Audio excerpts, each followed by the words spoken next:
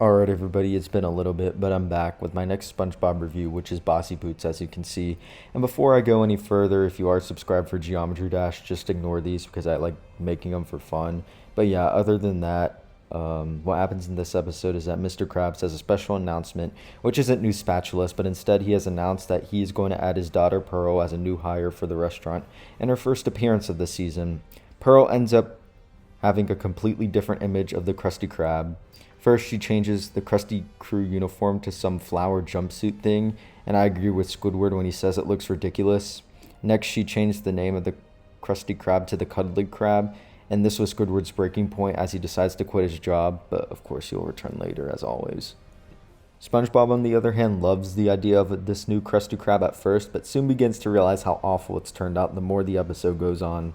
First off, Krabby Patties were completely removed from the menu and are replaced with just salads and tea, which breaks SpongeBob as he fails to make anything besides the classic Krabby Patty we all know and love. The breaking point for him, however, was when he was forced to stand outside in a goofy little crab outfit, advertising, and then gets made fun of by people for it, which makes him realize that his dignity has been ruined by this and he decides to do something about it. He then goes to Mr. Krabs to tell him about how he thinks Pearl is ruining the Krusty Krab, and at first Mr. Krabs pretends like that he's bluffing, but then realizes the truth and tells SpongeBob to fire her. At first, SpongeBob is worried by this as he thinks that this will ruin Pearl's heart, but he soon finds out that she also wants to get fired.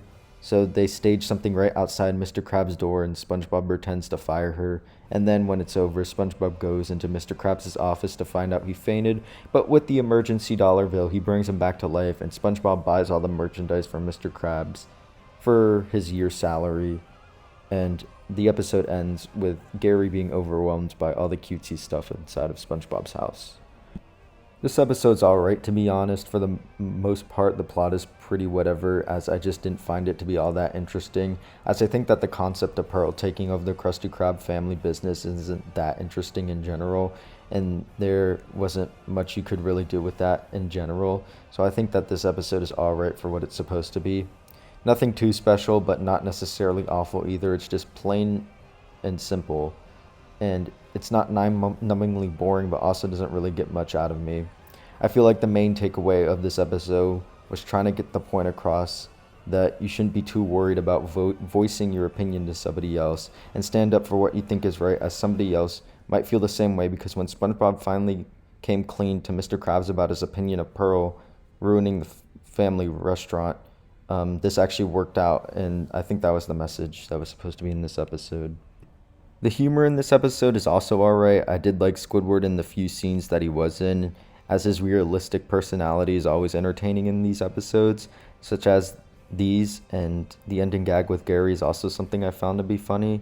But overall, not the greatest season 2 episode, so I'm still going to give it a 6 out of 10, putting it above Nature Pants and Boating Buddies, though.